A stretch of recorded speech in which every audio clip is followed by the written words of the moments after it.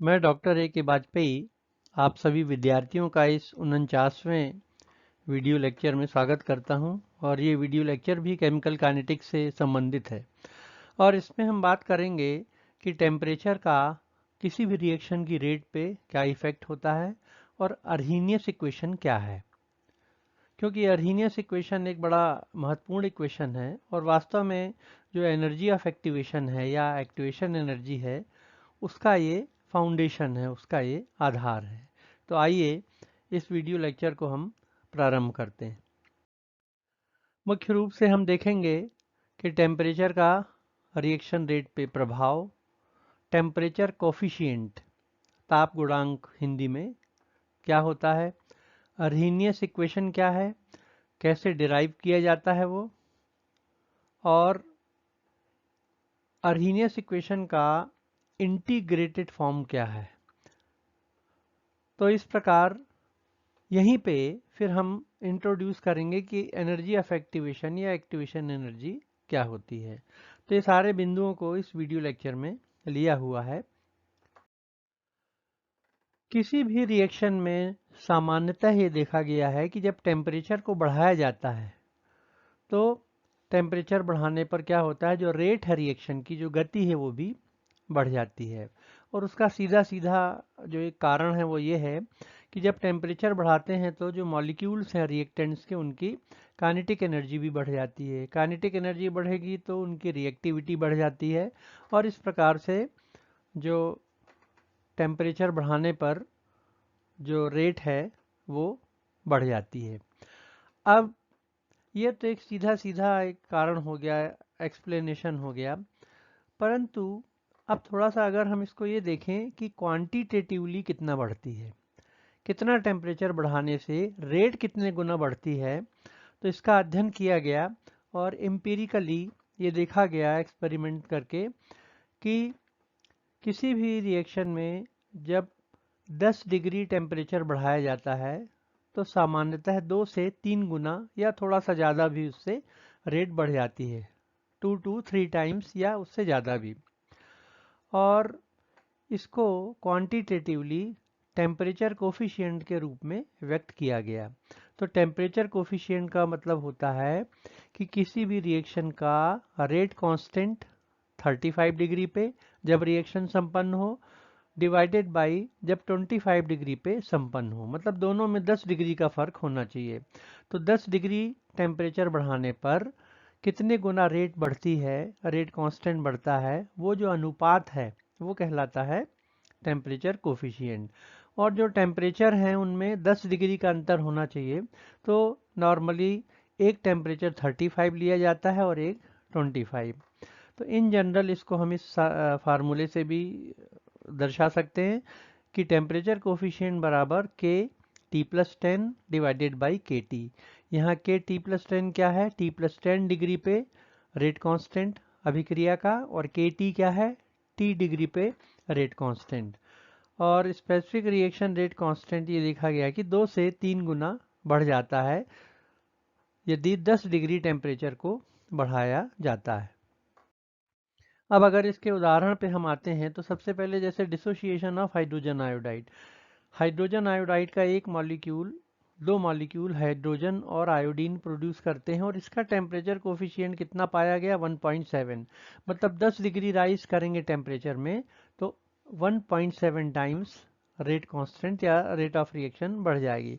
इसी तरह ये भी एक रिएक्शन है। दूसरा ये देखिए, मिथाइल आयोडाइड और सोडियम इथॉक्साइड, C2H5ONa मतलब सोडियम इथॉक्साइड, इनकी जब क्रिया होती है तो मिथाइल एस्टेट बनता है और सोडियम आयोडाइड मिलता है। तो इस रिएक्शन में जो टेम्परेचर कोफिशिएंट है वो कितना है, 2.9, मतलब लगभग 3 गुना। इसी प्रकार 3 से ज़्यादा भी टेम्परेचर कोफिशिएंट वाले रिएक्शन है। जैसे ये देखिए, नाइट्रोजन पेंटॉक्साइड, इसको जब गर्म किया जाता है डिसोशिएट हो जाता है नाइट्रोजन और ऑक्सीजन में, इसका 3.8 है टेम्परेचर कोफिशिएंट।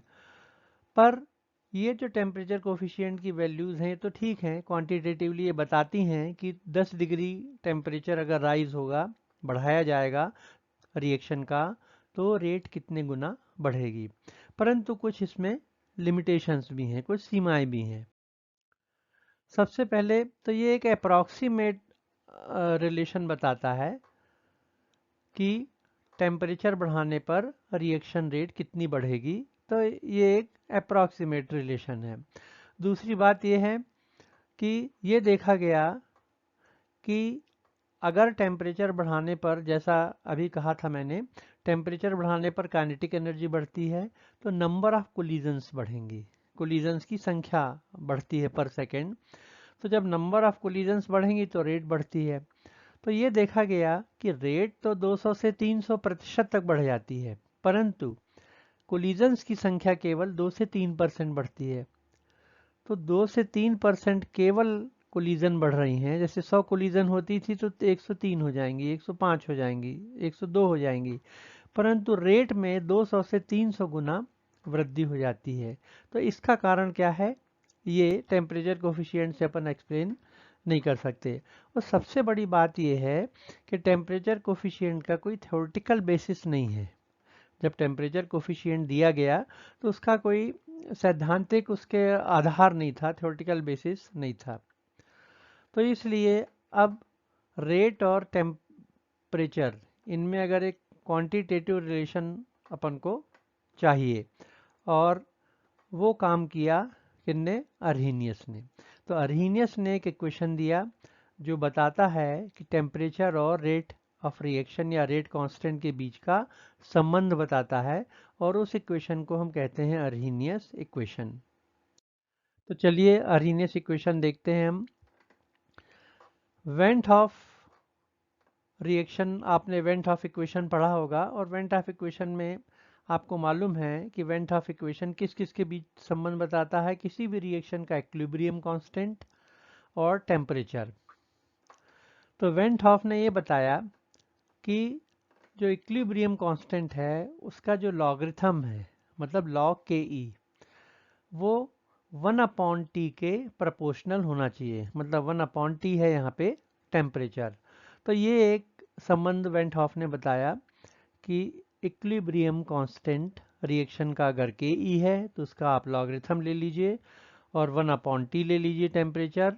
इनके बीच अगर आप ग्राफ खींचेंगे तो एक लीनियरिटी का रिलेशन रहेगा, या ये जो लॉग के ई है वो 1/T के प्रोपोर्शनल होगा। इसी सजेशन के आधार पर, सुझाव के आधार पर अर्हीनियस ने एक सिद्धांत दिया जो अर्हीनियस थ्योरी भी कहलाती है, और एक इक्वेशन को उसने डिराइव किया। तो उसमें कुछ पॉस्टुलेट्स हैं, परिकल्पनाएं हैं अर्हीनियस की। सबसे पहला तो ये है कि किसी भी रिएक्शन में जो रिएक्टेंट के मॉलिक्यूल्स हैं वो पूरे के पूरे 100% पार्टिसिपेट नहीं करते। तो इसका सीधा सीधा अर्थ हो गया कि केवल कुछ ही मॉलिक्यूल्स ऐसे होते हैं जो अभिक्रिया में भाग लेते हैं या पार्टिसिपेट करते हैं। दूसरे पॉइंट में ये बताया गया कि जो मॉलिक्यूल्स अभिक्रिया में भाग लेते हैं वो कहलाते हैं एक्टिव मॉलिक्यूल्स, और जो भाग नहीं लेते हैं वो कहलाते हैं पैसिव, मतलब उदासीन मॉलिक्यूल। तो मॉलिक्यूल्स दो तरह के हो गए, एक्टिव और पैसिव। जो भाग नहीं लेगा वो पैसिव, और जो भाग ले रहा है वो एक्टिव। और एक्टिव और पैसिव मॉलिक्यूल्स के बीच में किस तरह का इक्विलिब्रियम होता है, पैसिव मॉलिक्यूल्स इक्विलिब्रियम में होते हैं एक्टिव मॉलिक्यूल्स के। पांचवा बिंदु ये है कि जैसे ही टेम्परेचर बढ़ाया जाता है तो जो इक्विलिब्रियम है वो राइट हैंड साइड में शिफ्ट हो जाता है, मतलब ज़्यादा से ज़्यादा एक्टिव मॉलिक्यूल्स बनने लगते हैं, या हम यूं भी कह सकते हैं कि जो पैसिव मॉलिक्यूल्स हैं वो कन्वर्ट होने लगते हैं एक्टिव मॉलिक्यूल्स में। तो एक्टिव मॉलिक्यूल्स बढ़ेंगे और पैसिव मॉलिक्यूल्स कम होंगे। तो अब स्पष्ट हो गया है कि टेम्परेचर बढ़ाने पर जो अनरिएक्टिव मॉलिक्यूल्स हैं या पैसिव मॉलिक्यूल्स हैं उनकी संख्या घटने लगती है, और एक्टिव मॉलिक्यूल्स जो रिएक्टिव हैं, जो अभिक्रिया में भाग लेते हैं, उनकी संख्या बढ़ती है, और इसलिए रेट बढ़ता है। ये एक टेबल यहाँ पे दी है उदाहरण के लिए। जैसे पैसिव मॉलिक्यूल 900 है, एक्टिव मॉलिक्यूल 100 है, टेम्परेचर है 25। अगर टेम्परेचर हमने बढ़ा दिया तो आप देखिए 900 से पैसिव मॉलिक्यूल्स कम हो जाएंगे, 400 हो जाएंगे और एक्टिव मॉलिक्यूल 100 से बढ़ के 600 हो गए। टेम्परेचर को और बढ़ाया तो ये 900 हो गए। तो इस प्रकार जैसे जैसे टेम्परेचर बढ़ेगा एक्टिव मॉलिक्यूल्स बढ़ेंगे, पैसिव मॉलिक्यूल्स कम होंगे और इसीलिए रिएक्शन की जो रेट है या गति है वो बढ़ जाती है, रेट कांस्टेंट बढ़ जाता है। अब हम आते हैं डेरिवेशन पे। तो एक रिएक्शन है A+B बनाता है C+D और ये इक्विलिब्रियम का साइन है। जो फॉरवर्ड रिएक्शन है आपको मालूम है, फॉरवर्ड रिएक्शन इसको ऐसे इस तरह से एरो बनाते हैं ऊपर की तरफ, इसका रेट कांस्टेंट K1 है। बैकवर्ड रिएक्शन का K2। A+B मिलके C+D बनाएंगे, मतलब K1 है रेट कांस्टेंट उसका, C+D मिलके A+B बनाएंगे, इसका K2। अब इसलिए इक्विलिब्रियम कांस्टेंट Ke बराबर होता है, आपको पता है, K1/K2 CD/AB। ये इनके एक्टिव मासेस हैं या मोलर कंसंट्रेशन हैं। अब वेन हाफ इक्वेशन से हमको मालूम है कि dd of natural log Ke, मतलब इक्विलिब्रियम कांस्टेंट का नेचुरल लॉग अगर ले लें और उसको डिफरेंशिएट करें विथ रिस्पेक्ट टू टेम्परेचर, ये बराबर होता है डेल्टा E/RT²। टी क्या है यहाँ पे, केल्विन में टेम्परेचर है और डेल्टा ई यहाँ पे एनर्जी है, चेंज इन एनर्जी है या चेंज इन एंथैल्पी है। अब आप क्या करिए, के ई को अपन रख दें K1/K2, तो ये जो इक्वेशन नंबर 2 है ये हो जाएगा dd ऑफ नेचुरल लॉग। के ई के बदले अपन ने क्या लिखा, के ई के बदले अपन ने लिख दिया K1/K2। तो D of natural log K1/K2 बराबर ये हो गया। इसी को हम लिख सकते हैं, क्योंकि log A/B बराबर log A minus log B होता है, इसलिए आप लिख सकते हैं कि D of natural log K1 minus लगाएंगे, फिर D of natural log K2 और ये बराबर होता है डेल्टा E/RT²। अब चूंकि डेल्टा ई बराबर का मतलब होता है चेंज इन एनर्जी, उसको E1 माइनस E2 भी लिख सकते हैं हम। तो यहाँ पे आप E1 माइनस E2/RT² कर देंगे।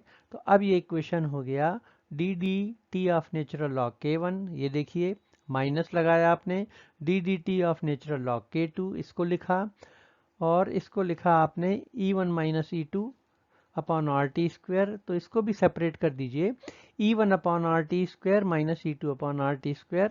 तो ये इक्वेशन हो गया। अब यहाँ पे फिर से अपन लिख देते हैं उसी इक्वेशन को, D of natural log K1 minus D of natural log K2 equals to E1/RT² minus E2/RT²। ये इक्वेशन हो गया जो अपने पिछले पेज से लिया हुआ है, पिछले स्लाइड से लिया हुआ है। अब वेन हाफ इक्वेशन जो 4 है उसको अपन इस तरह से स्प्लिट कर सकते हैं, d of ln K1 equals to E1/RT² plus I और डी ऑफ ln K2 या नेचुरल लॉग K2 बराबर E2/RT²। देखिए ये इक्वेशन है, तो ये बराबर हो गया इसके, ये बराबर हो गया इसके, या ये इक्वेशन इसके समतुल्य हो, ये वाली जो टर्म है इसके समतुल्य है, इक्विवेलेंस है, और ये वाली इसके। तो अपन ने लिख दिया ये d of natural log K1 equals to E1/RT² plus I. यहाँ पे कांस्टेंट आई अपन जोड़ देते हैं क्योंकि ये इसके ठीक बराबर नहीं है बल्कि इक्विवेलेंस है। इसी तरह से ये वाली जो सेकेंड टर्म है D of natural log K2, ये किसके इक्विवेलेंट हो गई है, E2/RT² के प्लस आई। तो यहाँ पे आई एक कांस्टेंट है और ये देखा गया कि ये जो आई है ये टेम्परेचर पे डिपेंड नहीं करता है, इसलिए इसका मान कितना होना चाहिए, 0 अपन मान सकते हैं। अब इक्वेशन 5 और 6 7 और 8 में कन्वर्ट हो जाएंगे, बाकी चीज़ें वैसी रहेंगे, आई हट जाएगा यहाँ से। तो D of natural log K1 बराबर E1/RT² और यहाँ पे K2 आ जाएगा और यहाँ E2 आ जाएगा। ये इक्वेशन 7 और 8। ये इक्वेशन 7 और इक्वेशन 8 क्या है, ये कहलाते हैं अर्हीनियस इक्वेशन के differential form, differential form of Arrhenius equation. अब अपना दूसरा काम क्या होगा कि अपन इक्वेशन 7 और 8 को इंटीग्रेट करेंगे। देखिए कैसे करेंगे इंटीग्रेट, फिर से यहाँ लिख दिया इक्वेशन 7, यहाँ इक्वेशन 8। अब आप इनको इंटीग्रेट करिए, तो integration of D natural log K1 dt यहाँ चला जाएगा, E कांस्टेंट है, एनर्जी है,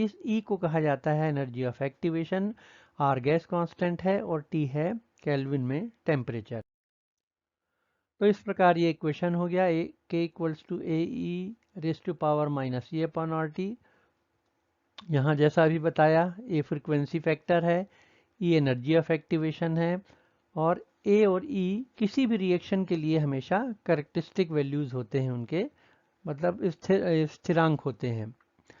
अब इस इक्वेशन को अगर हम, ये लॉगरिथम फॉर्म में नहीं है, ये लीनियर फॉर्म में नहीं है, एक्सपोनेंशियल फॉर्म में है।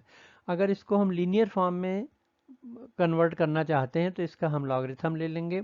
तो लॉग के इक्वल्स टू आ जाएगा a माइनस E/2.303 RT।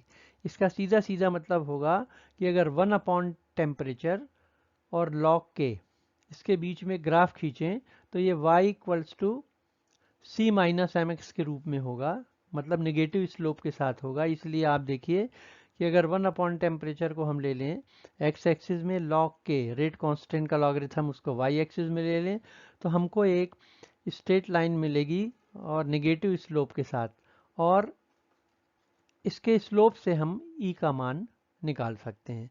तो ये जो E है यहाँ पे, ये एनर्जी ऑफ एक्टिवेशन है। तो इस तरह से energy of activation Arrhenius equation में आ जाती है। अब अगले लेक्चर में हम देखेंगे कि एनर्जी ऑफ एक्टिवेशन का डिटर्मिनेशन कैसे करेंगे, उसका सिग्निफिकेंस क्या होता है और उसके गुण क्या होते हैं, कैरेक्टरिस्टिक्स, उसकी प्रॉपर्टीज़ क्या होती हैं, ये अगले लेक्चर में हम डिस्कस करेंगे। तो थैंक यू सो मच, और अगले लेक्चर में एक्टिवेशन एनर्जी के बारे में और भी डिटेल में हम आपको बताएंगे।